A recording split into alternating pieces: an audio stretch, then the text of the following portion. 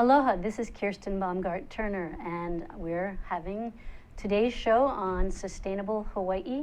Shows every Tuesday from 12 to 1 o'clock, and we invite you to join us weekly to talk about key topics. Today's topic is the question, can mega gatherings be done sustainably in Hawaii? And we know they're being done elsewhere. According to the UN Environment Program, every year over 80 million people around the world attend a meeting or conference, and even more attend trade shows or exhibitions. Meetings and conventions are a very lucrative part of Hawaii's tourism industry, and as a result are important to our overall economy. Ironically, the World Summit on Sustainable Development that took place in Johannesburg in 2002 generated 323 tons of waste and 136,000 tons of carbon emissions, equal approximately to half of the waste collected each month from the Johannesburg inner city and half of South Africa's daily fossil fuel-related carbon emissions. Over a 10-day period, the event used approximately 25 tons of paper, 11,800 kilos of water, and 2,485 megawatts of electricity, which was enough to serve 672 South Africans for a whole year. The impacts of this event launched the UN's and the International Clearinghouse on Sustainable Development and Environmental Protection Policies, it's also known as the ICLEI's, Green Events Guidelines. We have today a wonderful guest here to talk about this important topic to our tourism-dependent economy. Jennifer Milholen, president of Styrophobia, is joining us again. Welcome back, Jennifer. Thank you for having me. I'm delighted that you would come back to continue our conversation from last week about trying to achieve a zero-waste economy in Hawaii. We did the life cycle of a water bottle to help people understand all that goes in upstream as well as downstream with both production and consumption of water bottles and other waste. This week you suggested, and I thought it was a very good idea, that we talk about the impact of major meetings in Hawaii. Tell me why this is important.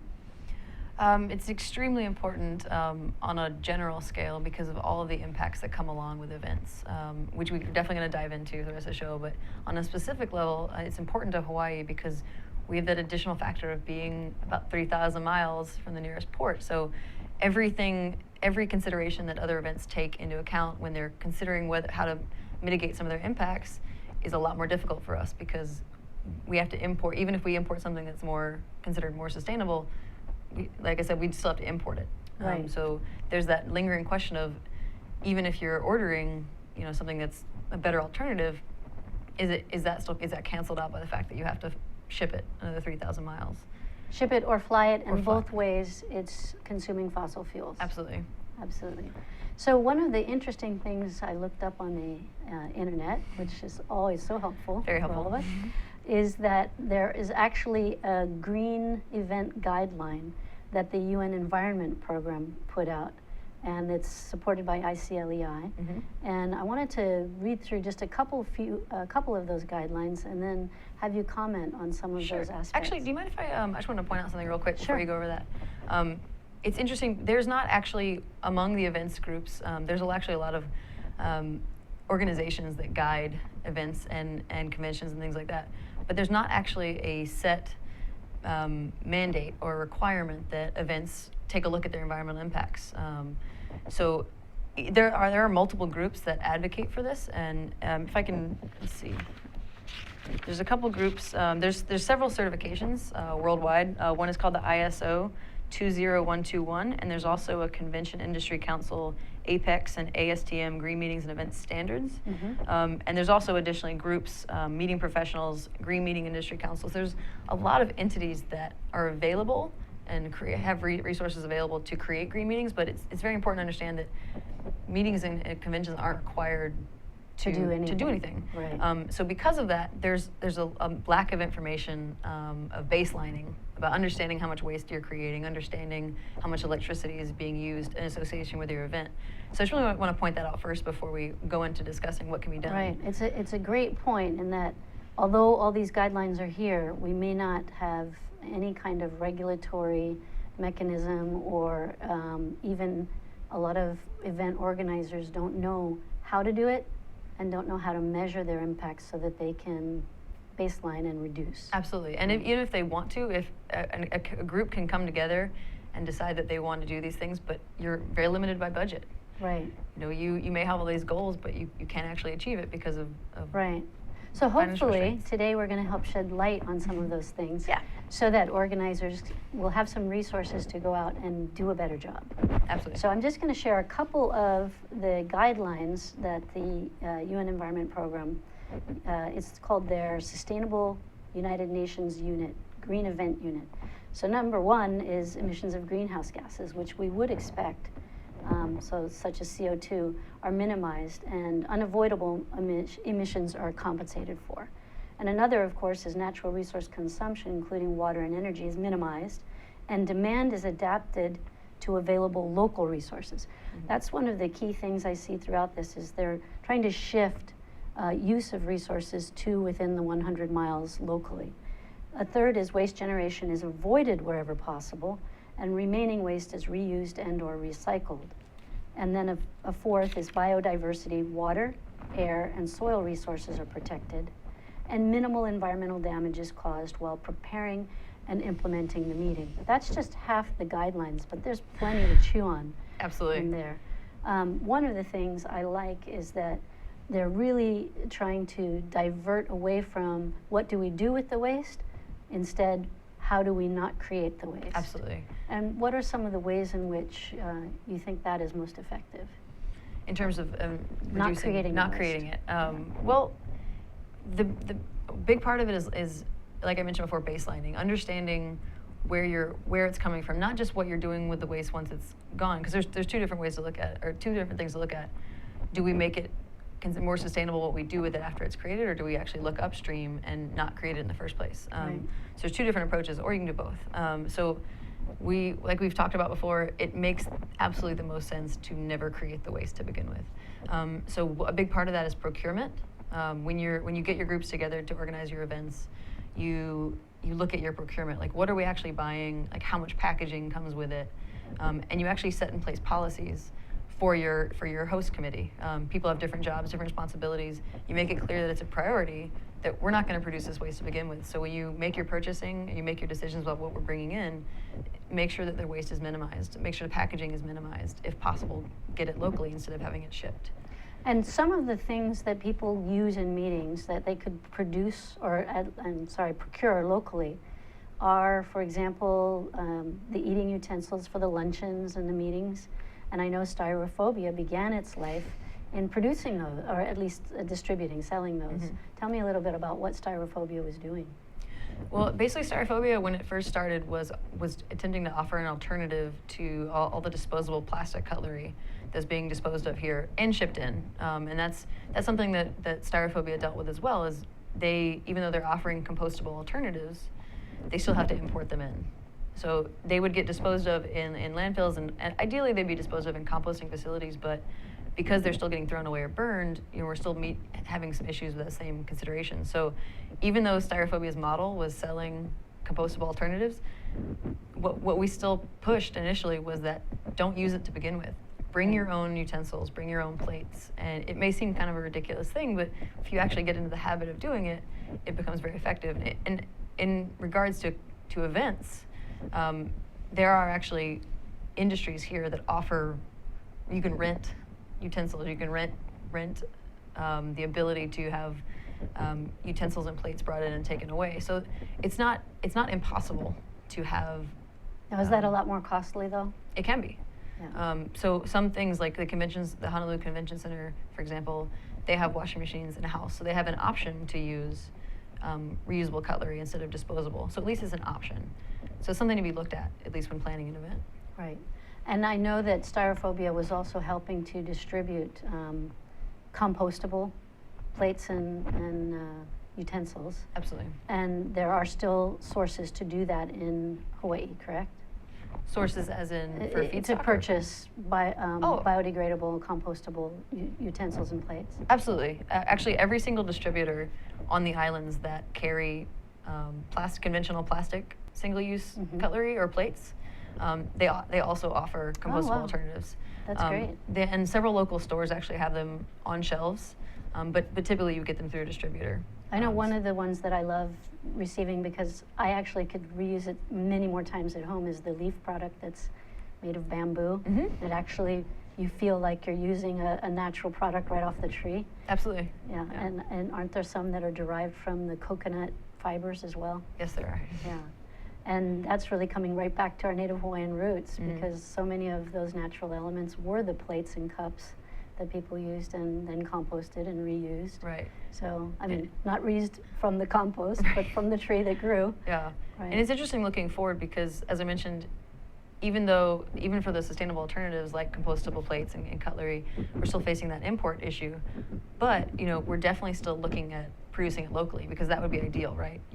Even if you're trying to use, if you still end up using disposables, but you want them to be compostable, try to make them from local feedstock. So initially we're looking at bagasse, which is sugarcane byproduct, but now the sugarcane production is gone by the wayside, and we're looking at hemp now.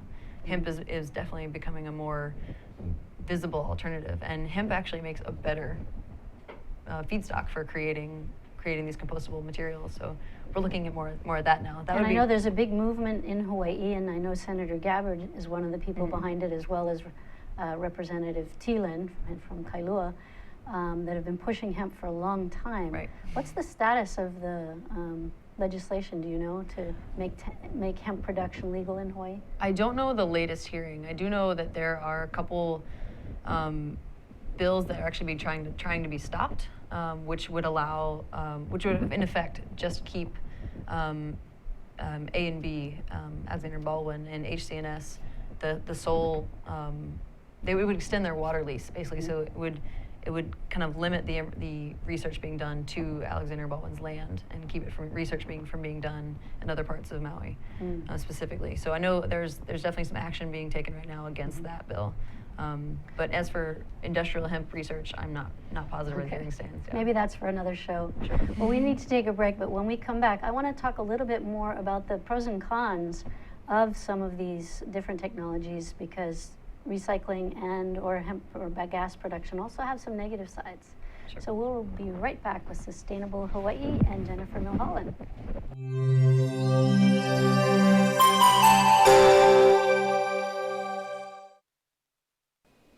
Hi, my name is Stan Osserman, and I host the show every Friday here on Think Tech Hawaii called Stan the Energy Man. We talk about everything energy, from anaerobic digesters to batteries to hydrogen fuel cell and grid power. And we do that to keep you informed on the latest technology that's out there and the things that are going on in Hawaii. We broadcast every Friday from noon until 1 o'clock, and I hope you'll tune in. So sometimes we'll be on Think Tech, and sometimes we'll be on Olelo Channel 54, and I'd like you to listen in to me and join me every Friday. We'll see you then. Aloha. Aloha, namaskar, and hello. I am Anu Hittel, and I host a show on climate change. It's called Climate Change Beyond Outrage, and in it, we go beyond outrage to look at solutions to global climate problems facing people, nations, and the world. Join me every Tuesday at 1 o'clock Hawaii Standard Time. Aloha, namaskar, and goodbye.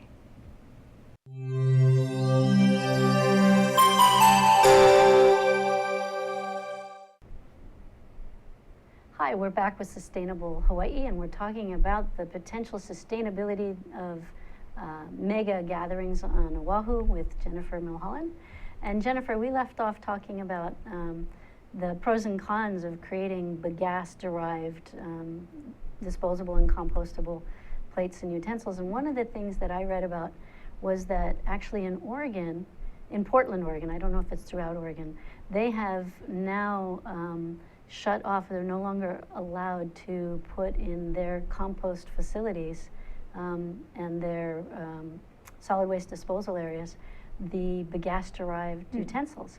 And apparently that is because the utensils and the plates give off methane, and the process of capturing the methane doesn't capture all the methane. And so the leakage out of the system, much like the argument against natural gas in general, is causing more CO2. So apparently that's enough for Portland to say no more and say, look, we'd rather you do wholly natural products that aren't going to be giving off any methane or off-gassing anything. So just an interesting side bit of information. I wanted to talk about some of the other natural resource elements we mentioned in the guidelines from the UN Environment Program. What are some of those natural resources that are being consumed, and do you have any idea at what rate some of them are accumulating in events? So, and that's an interesting topic, because I think when people talk about events, the first thing that comes to mind is travel, which is absolutely a huge portion of it, and we can definitely talk more about that too. But definitely want to point to some of the other things, the other resources being consumed that people may not necessarily think about. One is water. One is water usage. So actually taking a look at the water that's used for cooking the food inside the event, for if there's showers being taken, the water usage in bathrooms, but also beyond that in hotels. So if people are flying into an event, all of them are staying in hotels locally, and each one is using about 30 gallons per shower, and that's just per shower, something like that. Each visitor in a hotel per day is using about 30 gallons of water just for a shower. Just for a shower. That's a very interesting statistic. So, wow. So that's definitely something to take into account when you think about the resources being used in association with an event. Especially because that's potable water. It is. It's potable water. Another is the kind of the impacts of the CO2 from car rentals. Whenever there's large events, mega events in town, when there's thousands of participants across the islands, the car rental agencies, they sell out, which is good business for them, but you take into account all the additional CO2 emissions from those visitors. Not just from those cars, but from also, as you mentioned, the shipping in of those cars. Absolutely. And upstream further, the manufacturing of those cars. So we could look at the whole life cycle of the car rental, one car rental, You could. and it would be very interesting. I wonder if anyone's done that at the university. I've been looking for it, and I have not been able to find it. Okay. It's For any of you out there that are looking for a PhD thesis, we've got a couple for you. It's interesting too. You also look at the electricity having to be generated to support the event, actually at the event, but also again at the hotels. Any lodging is using additional electricity to house visitors. You're also looking at paper products. Typically, paper waste alone from a 1,000 event attendee or more, you're looking at several tons of paper waste that's typically thrown away. Honestly, a lot of printing materials are printed in preparation for, but also a lot of vendors will give out tons and tons of paper, and they typically just get thrown away. Yeah, the figures that I mentioned in the introduction, just at the Johannesburg Sustainability Summit, Right. was tremendous. And of course, it's very ironic that a sustainability summit would have that problem, but touche to them that they did at least measure it and launch the UN guidelines as a result. Absolutely. Yeah. That's actually a common criticism. There's a number of events that will be focused on sustainable local food or reducing greenhouse emissions, and the event itself will actually be very unsustainable. That's why there's such a huge push to actually make event organizers accountable to these guidelines and certifications, because we're seeing huge environmental impacts just from these gatherings. And there's a lot to be said for in-person discussion, like that. You can't negate that. But we look at these guidelines, and there's so many different ways that organizers can mitigate the environmental impact. Another one that you mentioned is food, and we know in the guideline that I read that sourcing local food is an important element. Tell me about some of those food impacts and ways in which people could source local food. Sure, it comes up a lot, the issue of we can't really be sustainable with our food, we have to import it. So they've found over and over again that we can actually, when they've researched our islands here, they've found that we can actually produce enough food here. It's a matter of organizing with the farmers, because based on the growing cycles, you have, if you work with them ahead of time enough, they can produce enough food for these events. It's just a matter of organizing to begin with. A lot of times, if they're not approached soon enough, and so they cannot produce it. But it is more than possible to source locally, and there are events that are sourcing locally for food. They're taking the time to work with farmers with enough lead time. What kinds of things do the farmers need to know?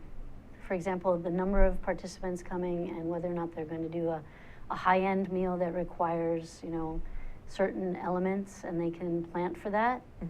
Yeah, knowing the menu ahead of time is the biggest piece. Obviously volume, outside of number of people. Right. Because the organizers have to effectively make a guess at how many meals are going to be purchased. So basically they have to give that information to the farmers so they understand what quantity, what volumes they're doing, and what types of food, because different types of food have different growing cycles and different periods of time that are needed. Like, for example, if you're going to serve kalo, you have to have a year in advance. You know, so things like that, taking into consideration what's on the menu, and how. That's the two main things actually. What's on the menu, and how many people are you going to have? Right. And another guideline that is in the UN set of guidelines for mega meetings is that local community benefits, economically, socially, and environmentally, both during and after the meeting, with local sustainable development encouraged to the extent possible. So there's a real important, I think, social justice aspect to the UN guidelines. And I think that's true with you mentioned the APEC guidelines and the ISO guidelines. I haven't read those specifically, but I know ISO does look at the social impacts. Mm-hmm. Are there any organizations that you know of, I can't think of any, that work to sort of bridge the gap between these major meetings and events, between the convention center and the local community, to make sure that community benefits, not just within the food community, but in other ways? I mostly can just speak to the food community. Unfortunately, nothing comes to mind in other areas. That's not to say they don't exist, but for what I'm aware of, I'm not familiar with any. But it would be a good opportunity to mention one of the things that. So I am here in the capacity of styrophobia, but also in the capacity of, I'm a member of the Green Team for the upcoming IUCN's World Conservation Congress. Right. We're still really far out. It's not till the end of September, but meetings are already in the works to try to mitigate a lot of that event's impacts. And so if now's a good time to talk about Absolutely. our project. So I'm working on the Green Team as in the capacity of mitigating all the food waste created. So our goal is to not just quantify how much food waste is being created in the kitchens, but also post-consumer in the trash cans, but to see something done well with it. Mm-hmm. So we initially talked about the idea, and I should make clear that this is where we're working towards. This is not to guarantee this is going to happen, but it's an idea we had. We want to see it happen because it benefits the community. Is we take all of that food waste and the compostable materials, and we give it to a farm, or a group of farms, actually, a hui of farmers, that want to use those resources, the compostable resources, to create better soils, and then in turn use that better soil to benefit our community, growing local food, enriching our soils. So that is one form of community enrichment that we're looking to do for the event. And I think what would be really nice is to see some of the slides that we brought that highlight how you can do that. And these are in the outdoors and major events in Hawaii. They may not apply to the World Conservation Congress, which is an indoor event. Right. So this one could. Yeah. So a lot of the slides that are going to be shown kind of point to different ways that you can kind of disrupt the initial patterns of refuse. You see it all the time. You just watch people throw stuff away. A lot of times they won't even look at where they're throwing. So contamination is a big issue with collecting compostables, because people will just throw their trash in the compostable section. So one thing you want to do is disrupt that pattern of not paying attention. So there's different ways you can do it. There's different colors you can use that draw the eye. There's samples that are different from, kind of, you can see in this picture, there's different, there's examples of different types of materials that would go in each one. So you're basically just getting someone to pay attention more. That would definitely stop you and yes. make you look and pay attention, and it's educational. It is educational. Yeah. So, because people might, if you didn't have that top part where you have samples, a person might walk up and be like, I'm not really sure if this would be compostable, which is a completely valid question, because you don't, like, especially in the case of compostable utensils or plates, it may look like it's plastic, right? But it actually is compostable. And is this at the University of Hawaii? Oh, this is not. This is at another university. But this certainly would be a great thing to do at any educational institution. Absolutely, and you do see it being done. And this is another example. Again, you're disrupting the typical pattern, because you have large signage, you have different shapes, you have different colors, and I want to draw attention to as well that there's covers on these bins. A lot of receptacles you see for rubbish are just open, and that just kind of allows people to just kind of go about their day, not really pay attention, and just kind of cast things in. When you require that people stop and open up a container, it disrupts that pattern, and they have a chance to actually look at, okay, is this going into the right bin? So I'm definitely a huge fan of these patterns where you have covered bins to begin with. One of the other elements that I want to read from UNEP is the above principles are applied in purchasing goods and services, which we talked about, changing the procurement process, but also in selection of the venue, in transportation, and we mentioned also catering and accommodation arrangements. But selection of the venue and transportation, what are some of the elements that we could do to mitigate the waste in that process? Yeah, so understandably, any organization or group that has a meeting here in Hawaii, they come under fire for picking our venue. You know, it's a reasonable question because we are like 2,500, 3,000 miles away from where reasonably where someone would have to fly, obviously more. But in order to mitigate that, there's some options for you can teleconference. There's multiple ways you can actually be linked in to different meetings, to different discussions, and things like that. But beyond that, and in addition to the CO2 emissions created from driving here, one common option that a lot of organizations do, or conferences do, is carbon offsetting. Carbon offsetting, really quickly, is basically, first you have to understand how many carbon emissions you're creating from your event. So baseline to start with, but you're taking the equivalent of what you're producing from travel, which, like we mentioned, is anywhere from 70 to 90% of your total emissions. Taking that amount that you're creating and investing in programs that are going to offset the equivalent amount. And it could be any number of things. It could be planting trees. It could be investing in local initiatives that have garden programs, or supporting local food, because those all have associated emissions with them. And we know that a common form of offsetting just your regular travel, or purchasing a TerraPass or a similar brand product when you're buying your airline ticket. So, well, we have to take another break. We'll be right back to talk more about mega meetings and how to make them more sustainable.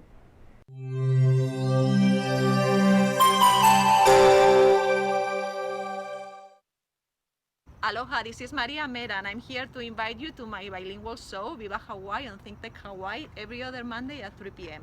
We're here to inform, motivate, and entertain you. Join us. Hola, soy María Mera y estoy aquí para invitaros a mi show bilingüe Viva Hawaii en Think Tech Hawaii cada 2 lunes a las 3 de la tarde. Estamos aquí para informaros, motivaros y entreteneros. Apuntaros.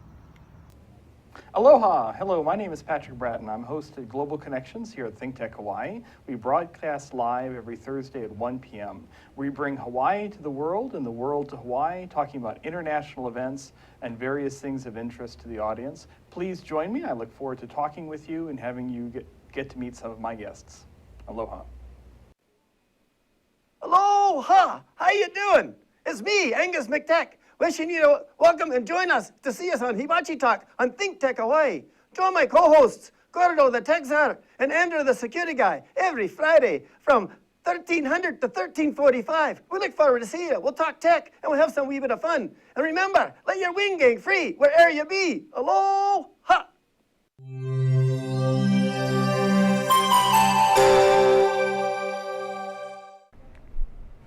Hi, we're back with Sustainable Hawaii, and we're talking about the impacts of mega events like conventions and meetings, and we also mentioned the upcoming World Conservation Congress. And we have with us Jennifer Milholen, who's working on all of these issues.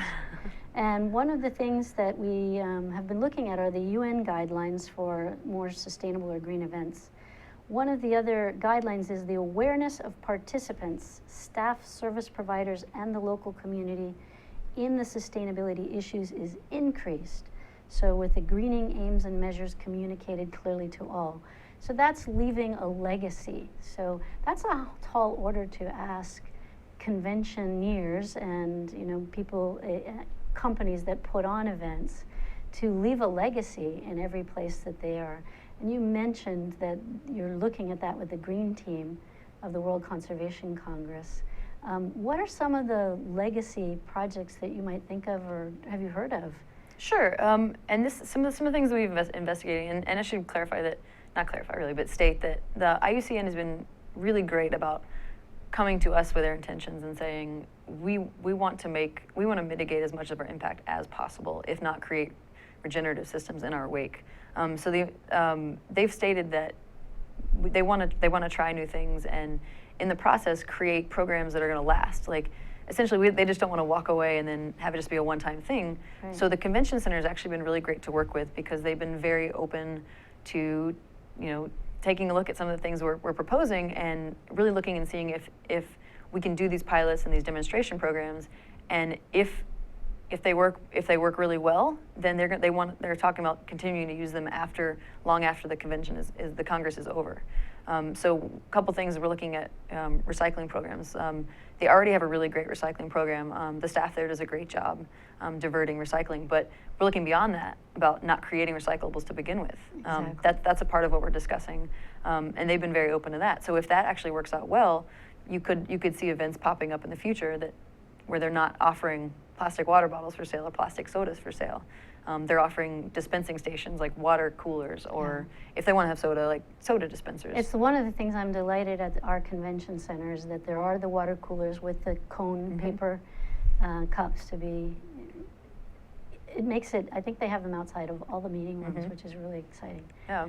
Yeah. And sorry. Go ahead. Another thing too they're looking into is paperless conferences. Kind of like you mentioned in the intro, there's a massive amount of paper generated generally in conferences. One of the things that we're looking at investigating for the Green Team is doing completely paperless. That requires a lot of technology, and you have to be hooked up and prepared as a convention center, as a venue to facilitate that. So they've been really great about looking into that. So going forward, creating legacy, you might see much more efficient systems for creating paperless conventions, zero food waste conventions, zero disposable plastics generated in events. So really excited about that. Some of the events that we might look to get ideas and see how well it happened, and maybe look at what some of the learning cycle was for different organizations is, for example, the Olympics in Australia in 2000 was a green event. I'd like to know how green and what can we learn from them. The World Summit on Sustainable Development that we mentioned, which launched these guidelines, in 2002 they created the first green legacy of those events. And the FIFA World Cup in Germany in 2006, I'm wondering what were some of the lessons learned from there, because you can imagine in the stadium all of the swag and food and other waste that's created. And then the IUCN World Conservation Congress in Spain in 2008.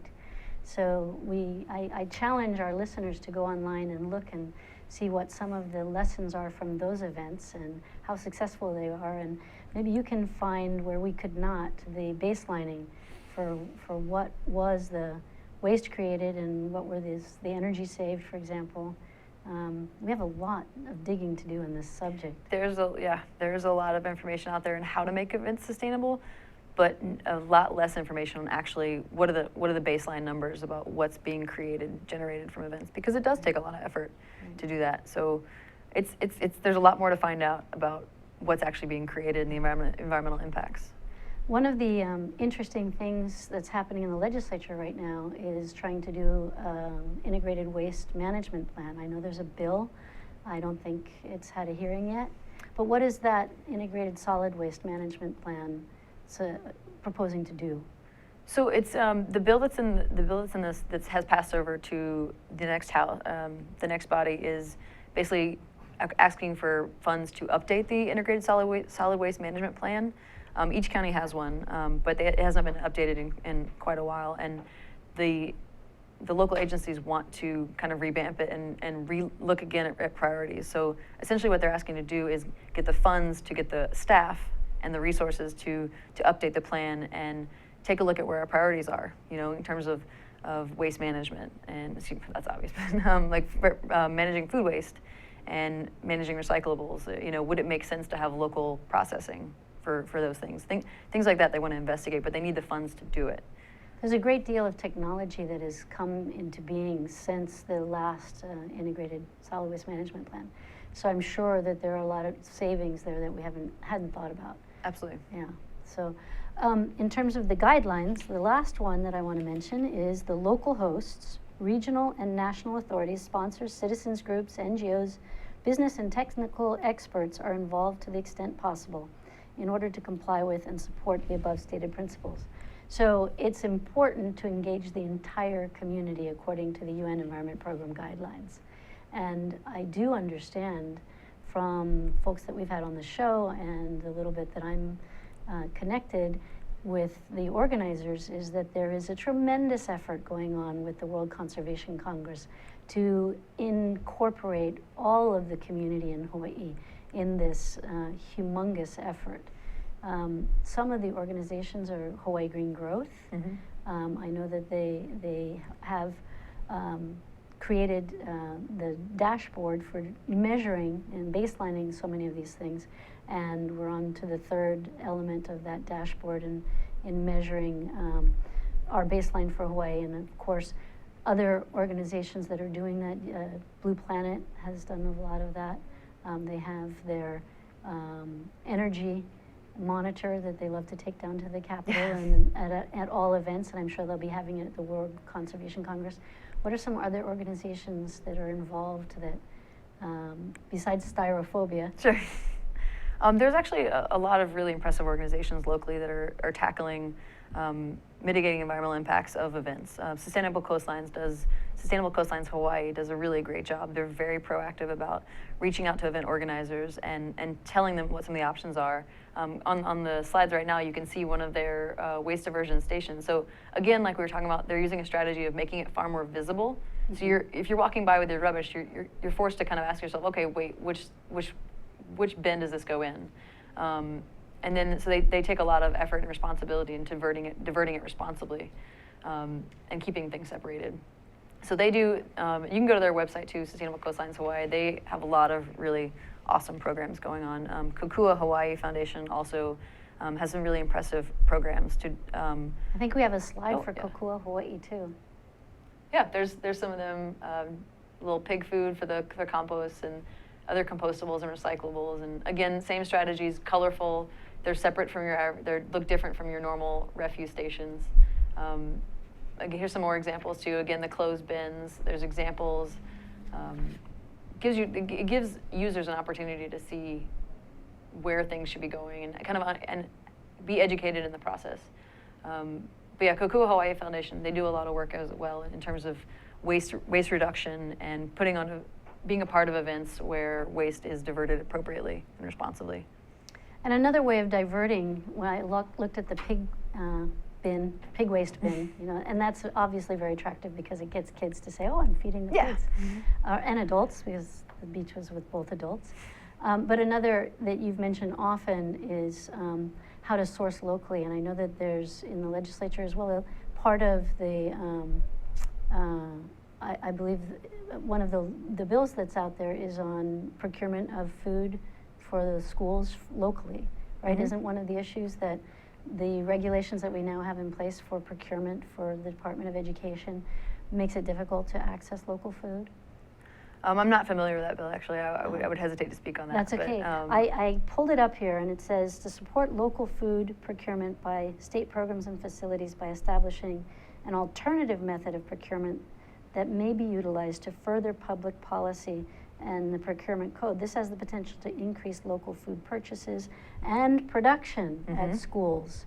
And so that's interesting. We know that the Kokua Foundation and many other organizations have been involved in creating school gardens. And so actually using the production of the school gardens within the school. It's a sad thing that is can't always happen now because of the Department of Health and food procurement code limitations. Yeah, there are definitely some policies in place that definitely make it challenging to put a lot of these programs in place. They do come from a good place in terms of wanting health of residents and things like that. But we do hope to going forward to work more closely with the Department of Health and the associated county agencies to make it easier to do these kinds of programs because they have so much value and benefit.